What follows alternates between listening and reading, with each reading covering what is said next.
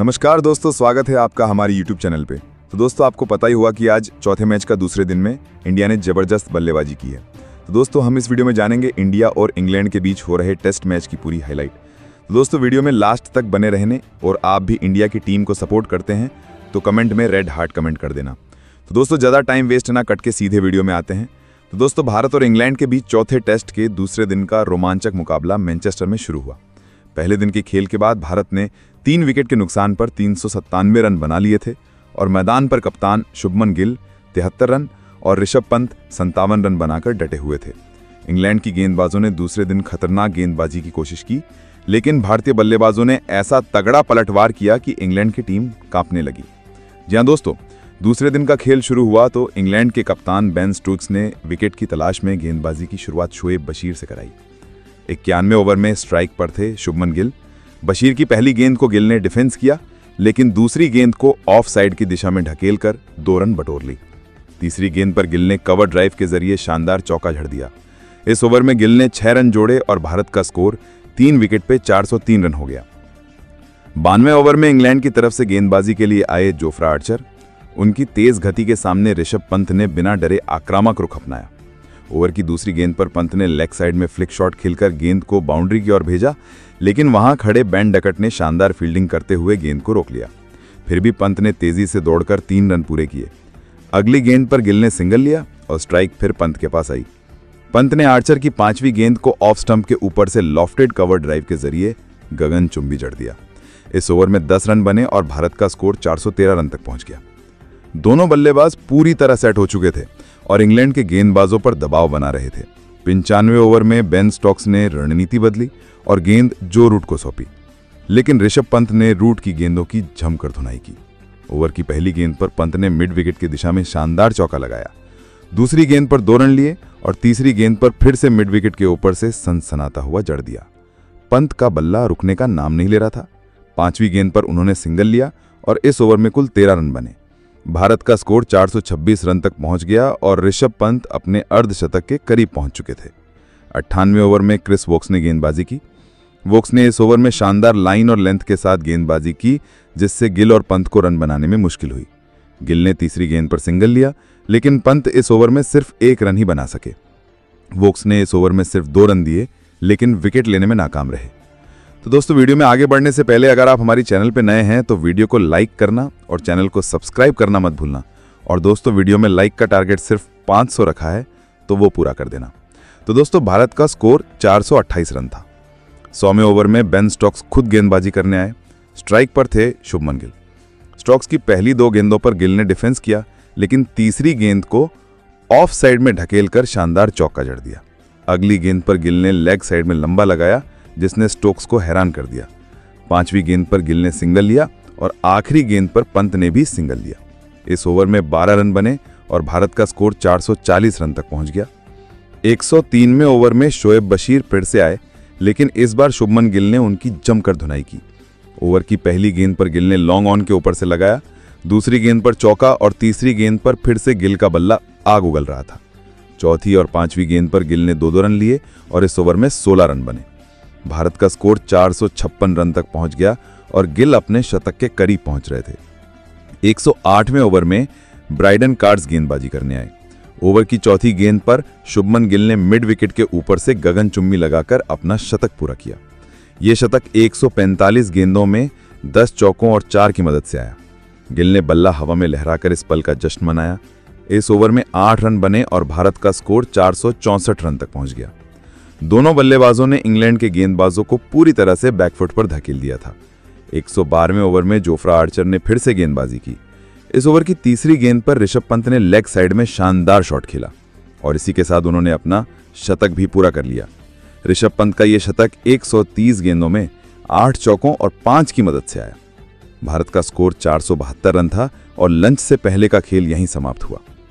Lunch तक भारत का score 3 wicket के नुकसान पर 472 रन था, जिसमें गिल 108 और पंत 100 रन बनाकर नाबाद थे। लंच के बाद खेल शुरू हुआ तो इंग्लैंड के कप्तान बेन स्टोक्स ने फिर से शोएब बशीर को गेंदबाजी के लिए बुलाया। 113वें ओवर में बशीर की पहली गेंद पर शुभमन गिल ने सिंगल लिया। दूसरी गेंद पर ऋषभ पंत ने ऑफ साइड में चौका जड़ दिया। तीसरी गेंद पर पंत ने फिर से 2 रन लिए। इस ओवर में 7 रन बने और भारत का स्कोर 479 रन हो गया। 116वें ओवर में बेन स्टोक्स ने क्रिस वोक्स को गेंद सौंपी। वोक्स की दूसरी गेंद पर ऋषभ पंत ने लेग साइड में शानदार शॉट खेला, लेकिन बेन डकर्ट ने फिर से शानदार फील्डिंग करते हुए गेंद को बाउंड्री के पास रोक लिया। फिर भी पंत ने तेजी से दौड़कर 3 रन पूरे किए। अगली गेंद पर गिल ने सिंगल लिया और स्ट्राइक फिर पंत के पास आई। पंत ने जो रूट की गेंद में बाउंड्री के ऊपर से चौका जड़ दिया। इस ओवर में 12 रन बने और भारत का स्कोर 497 रन हो गया। 125वें ओवर में शोएब बशीर ने फिर से गेंदबाजी की। इस ओवर की चौथी गेंद पर ऋषभ पंत ने खतरनाक शॉट खेला, लेकिन गेंद हवा में उछली और जैक क्रॉली ने शानदार खींच लपक लिया। इस तरह ऋषभ पंत 113 रन बनाकर आउट हो गए। उनकी पारी में 10 चौके और 6 शामिल थे। इस तरीके से जो रूट ने ऋषभ पंत और शुभमन गिल की साझेदारी को तोड़ दिया। भारत को चौथा झटका लगा और स्कोर 4 विकेट पर 510 रन था। पंत का विकेट गिरने के बाद शुभमन गिल का साथ देने के लिए मैदान पर नए बल्लेबाज के रूप में रविंद्र जडेजा आए। वहीं दूसरी तरफ इंग्लैंड की तरफ से 128वें ओवर में ब्राइडन कार्स गेंदबाजी करने आए। उनके सामने स्ट्राइक पर मौजूद थे शुभमन गिल। उनके चेहरे पर विकेट गिरने का दबाव बिल्कुल भी नहीं दिख रहा था और उन्होंने पहली ही गेंद पर चौका लगाया। दूसरी गेंद पर गिल ने जड़ दिया और तीसरी गेंद पर फिर से चौका। गिल अब पूरी तरह से आक्रामक हो चुके थे। इस ओवर में 14 रन बने और भारत का स्कोर 524 रन हो गया। 132वें ओवर में जोफ्रा आर्चर ने गेंदबाजी की। रविंद्र जडेजा ने उनकी तीसरी गेंद पर मिड विकेट के ऊपर से शानदार लगाया। रविंद्र जडेजा ने इस ओवर में 8 रन जोड़े और भारत का स्कोर 532 था। रविंद्र जडेजा और गिल दोनों बल्लेबाज मजबूती से मैदान पर अपना पैर जमाए हुए थे और दोनों खिलाड़ियों के बीच में एक साझेदारी होती हुई दिखाई दे रही थी, जबकि दूसरी तरफ इंग्लैंड की टीम को विकेट की तलाश थी। इंग्लैंड की तरफ से 135वें ओवर में क्रिस वोक्स ने फिर से गेंदबाजी की। इस ओवर की 5वीं गेंद पर शुभमन गिल ने ऑफ साइड में शानदार कवर ड्राइव खेलकर चौका जड़ दिया। इस ओवर में 6 रन बने और भारत का स्कोर 538 रन हो गया। 140वें ओवर में शोएब बशीर ने गेंदबाजी की। इस ओवर की तीसरी गेंद पर रविंद्र जडेजा ने मिड विकेट के ऊपर से लगाया और 5वीं गेंद पर चौका। रविंद्र जडेजा ने इस ओवर में 10 रन जोड़े और भारत का स्कोर 548 था। 141वें ओवर में बेन स्टोक्स खुद गेंदबाजी करने आए। उनकी पहली गेंद पर रविंद्र जडेजा ने सिंगल लिया, लेकिन दूसरी गेंद पर स्टोक्स ने शानदार यॉर्कर फेंकी और जडेजा क्लीन बोल्ड हो गए। जडेजा ने 45 गेंदों में 38 रन बनाए, जिसमें 3 चौके और 2 शामिल थे। भारत का स्कोर अब 5 विकेट पर 550 था।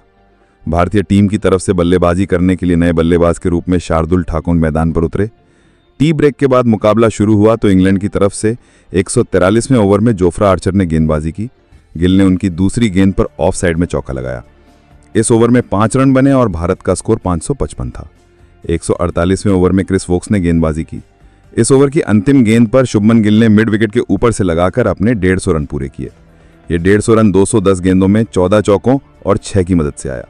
इस ओवर में 8 रन बने और भारत का स्कोर 563 रन हो गया। 153वें ओवर में जो रूट फिर से गेंदबाजी करने आए। शार्दुल ठाकुर ने उनकी पहली गेंद पर मिड ऑन के ऊपर से लगाया। दूसरी और तीसरी गेंद पर भी ठाकुर ने 2 चौके जड़ दिए। ठाकुर का बल्ला अब गरज रहा था। इस ओवर में 14 रन बने और भारत का स्कोर 577 था। 158वें ओवर में ब्राइडन कार्स ने गेंदबाजी की। इस ओवर की चौथी गेंद पर शार्दुल ठाकुर ने लॉन्ग ऑन के ऊपर से लगाया और इसी के साथ उन्होंने अपना अर्धशतक पूरा किया। ठाकुर का यह अर्धशतक 60 गेंदों में 5 चौकों और 3 की मदद से आया। इस ओवर में 8 रन बने और भारत का स्कोर 587 रन हो गया। 162वें ओवर में शोएब बशीर ने फिर से गेंदबाजी की। इस ओवर की तीसरी गेंद पर शार्दुल ठाकुर ने फिर से लगाया, लेकिन 5वीं गेंद पर बशीर ने शानदार मुगली फेंकी और ठाकुर क्लीन बोल्ड हो गए। ठाकुर ने 68 गेंदों में 62 रन बनाए, जिसमें 6 चौके और 4 शामिल थे। भारत का स्कोर 6 विकेट पर 600 रन था। नए बल्लेबाज के रूप में कुलदीप यादव मैदान पर आए। 165वें ओवर में जोफ्रा आर्चर ने गेंदबाजी की। गिल ने उनकी तीसरी गेंद पर ऑफसाइड में शानदार कवर ड्राइव खेलकर चौका जड़ दिया। इस ओवर में 6 रन बने और भारत का स्कोर 606 रन हो गया। 170वें ओवर में क्रिस वोक्स ने गेंदबाजी की। इस ओवर की 5वीं गेंद पर शुभमन गिल ने मिड विकेट के ऊपर से गगनचुंबी लगाकर अपना दोहरा शतक पूरा किया। यह दोहरा शतक 260 गेंदों में 18 चौकों और 8 की मदद से आया। गिल ने इस पल को जश्न उठाकर जश्न मनाया। इस ओवर में 10 रन बने और भारत का स्कोर 616 रन हो गया। 172वें ओवर में शोएब बशीर ने फिर से गेंदबाजी की।